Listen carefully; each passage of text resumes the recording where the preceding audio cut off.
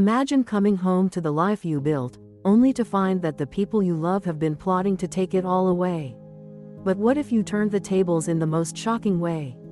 This is the story of a man who went from heartbroken victim to skilled avenger. Stick around, you won't believe how it ends. If you've ever felt the sting of betrayal from family or a partner, and dreamed of that perfect, cold revenge, hit that like button now, subscribe for more stories that deliver real justice. And share your own betrayal story in the comments. Trust me, this one will get you fired up. Let's dive in. Our main character, Daniel Brooks, had just moved into his dream home with his wife, Claire, and her family came along to help them settle in. But one phone call shattered everything. It was late afternoon, the sun low in the sky, casting long shadows across the freshly paved driveway. Daniel's hands gripped the steering wheel, the engine still humming, when his phone buzzed. "Is this Daniel Brooks?" The voice was older, rough, like gravel under tires. "Yes, who's this?" Daniel replied, a knot forming in his gut. The previous owner. "Look, I'm sorry to bother you, but I forgot something." "Something serious?" Daniel's finger hovered over the end call button. "Scam, right?" But then, there was a camera hidden in the living room ceiling. "I forgot to disconnect it from the cloud before the sale. It's been recording." Daniel went completely still, zoning in on that voice. His breath caught, heart pounding against his ribs. "I only noticed today when I opened the old feed by accident," the man continued.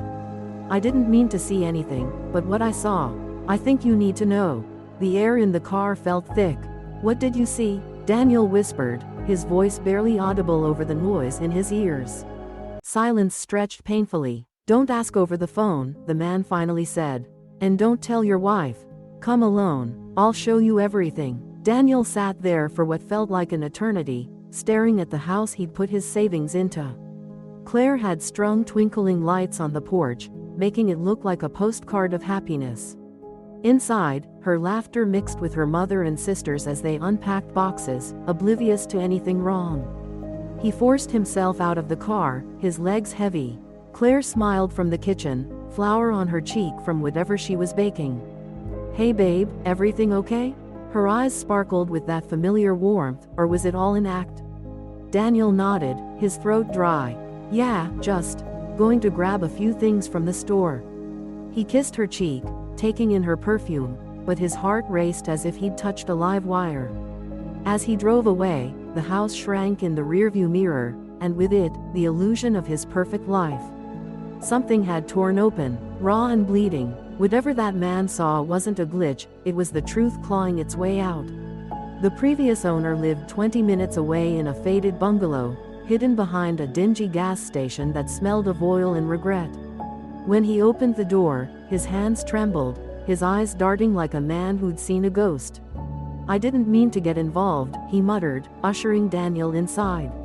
The place was cluttered, old newspapers piled high, a faint musty smell in the air. "But I've lived in that house for 30 years.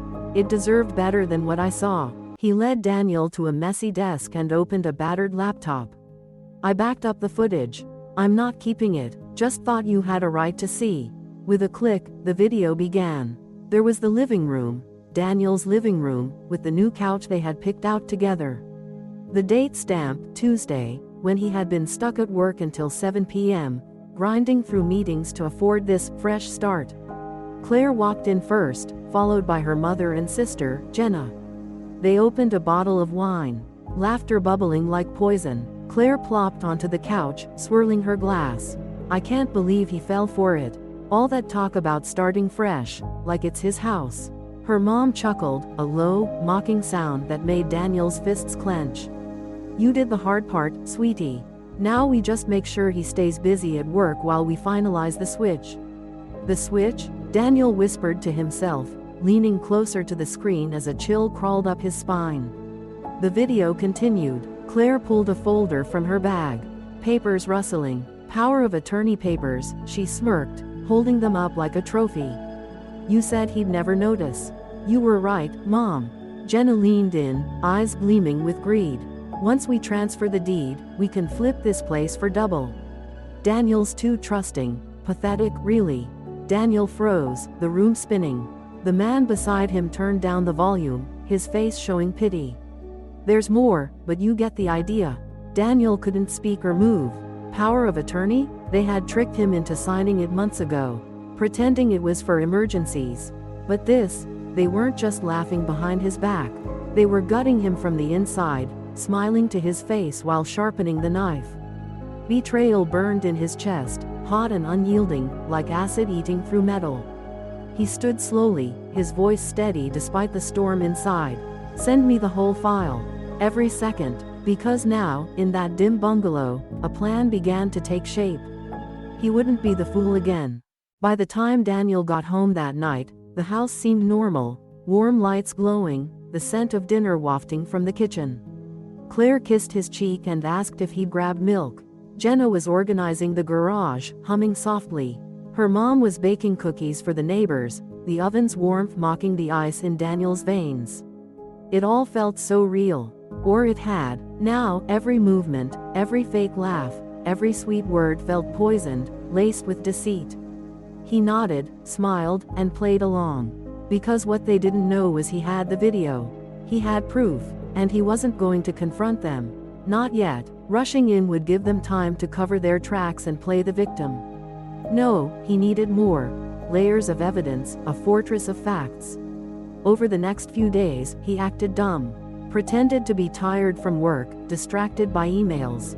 But behind closed doors, he planted microphones in the kitchen, the hallway, even under the dining table, tiny devices syncing to his phone. He wired a backup feed into the router, upgrading the original cloud storage without a word. They were too confident, too arrogant to notice. That's when the real conversation surfaced, dripping with venom. Late one evening, as Daniel worked in his office, the audio crackled to life. Jenna's voice broke through. "You sure he won't contest it?" Claire laughed, a sharp, cruel sound. "He's pathetic. I say we wait 3 more weeks. Once the funds move, he's useless." Her mom chimed in, "Then we cut him off clean. Tell him we need space and sell the house out from under him." Daniel sat in the garage that night, staring at the glowing laptop screen, fists clenched so tight his knuckles whitened. His mouth was dry, heart turned to ice. They weren't just betraying him, they'd scheduled it, like a business deal. And he was funding the whole thing with his overtime and bonuses. Rage simmered, but he channeled it. Opened a blank spreadsheet on his laptop, fingers flying. Step 1, hire a private lawyer. Step 2, pull every asset back under his name quietly. Step 3, give them a performance for the ages. He wasn't just reacting anymore, he was directing the show. The lawyer, Harold Maddox, worked in a quiet building on the edge of town. No neon signs, just a plaque and the faint smell of coffee and old paper. Harold was seasoned, with sharp eyes that missed nothing. Daniel didn't share everything at first, just enough. "I'd like to quietly revoke the power of attorney I signed 3 months ago," he said, his voice low.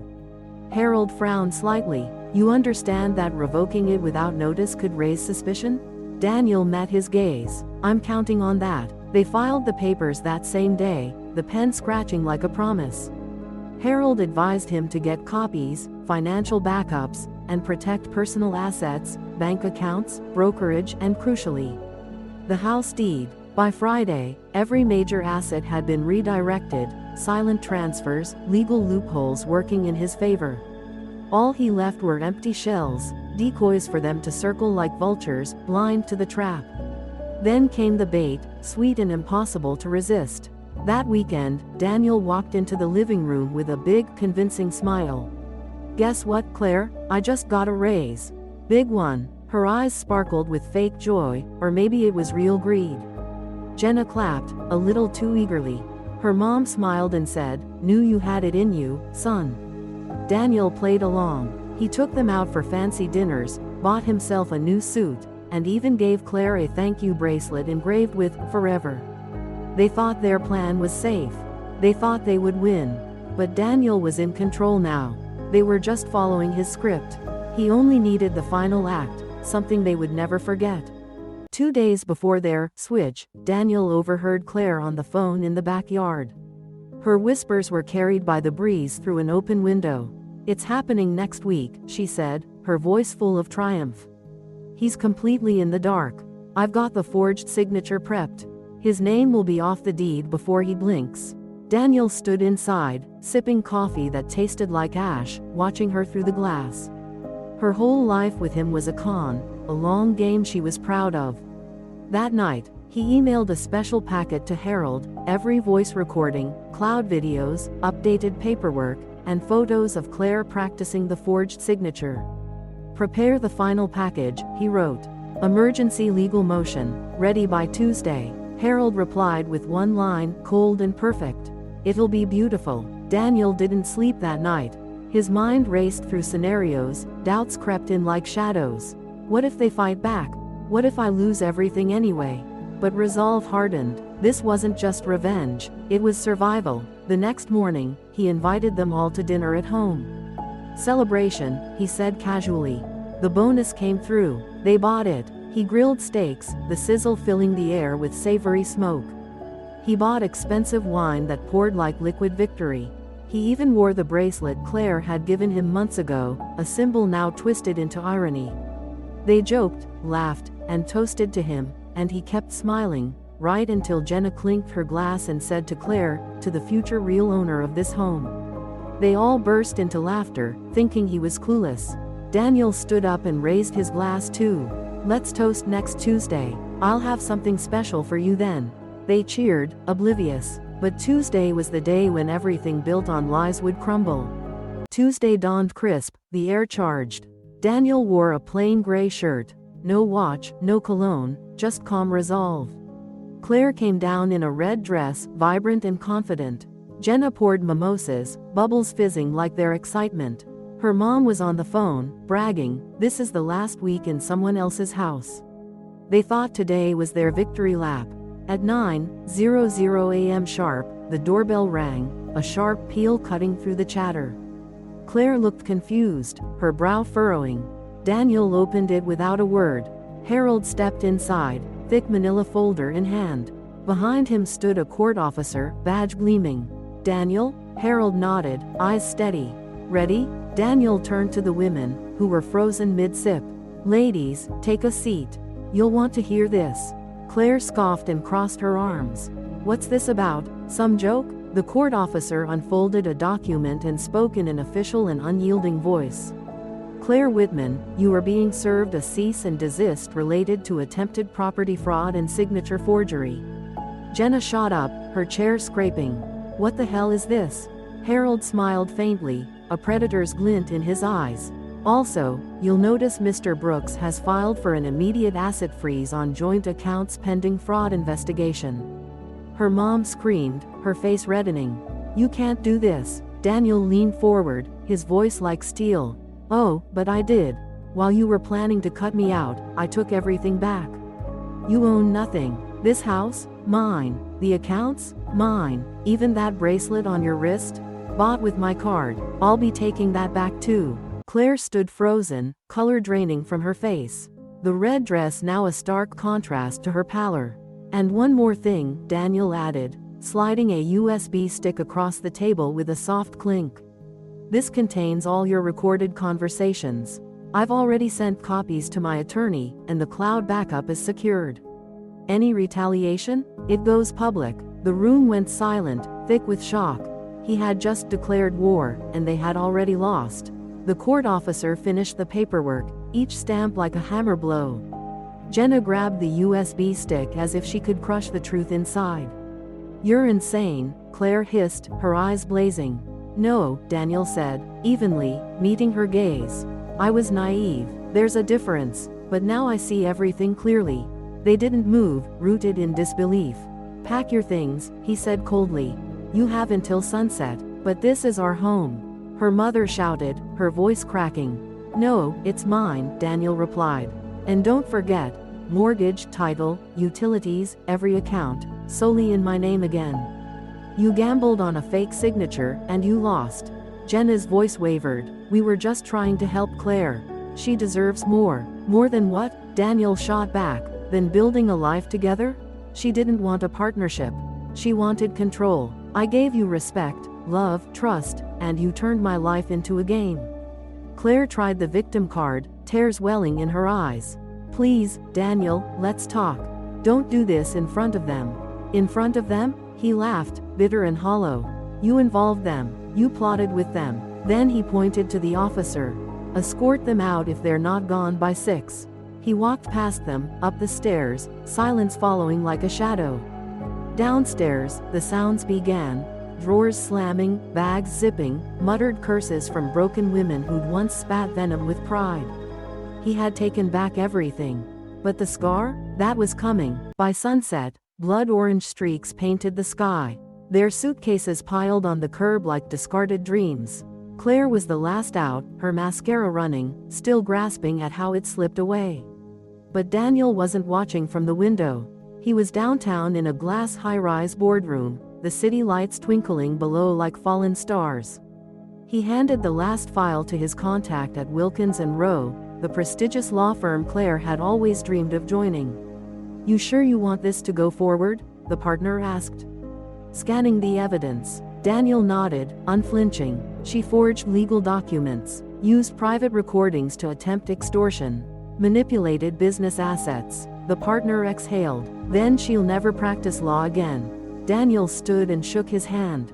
That's the point. By midnight, Claire's license was reported, internship offers vanished, and her name flagged. Her LinkedIn buzzed with questions, whispers turning to shouts. From a burner email, Daniel sent one last message: you built your life by lying to mine. Now build it again from nothing. He deleted the address, the click final. Back home, Daniel sat on the porch with a glass of bourbon. The cold air bit his skin, but inside, he felt clean, purged. They thought they were smarter. They thought he would stay quiet, that love meant he would never fight back. But he didn't just fight. He won. And the best part? They'd never seen it coming. In the end, this story isn't just about revenge. It's about reclaiming your power when the world tries to strip it away. Karma doesn't always come on its own, sometimes you have to deliver it. Lessons learned: trust but verify. And never underestimate the quiet ones. If this saga gave you that rush of justice, smash that like button, subscribe for more epic revenge tales, and share your own story in the comments below. What would you have done in Daniel's shoes? Click the next video popping up now for another mind-blowing betrayal turned triumph. See you there.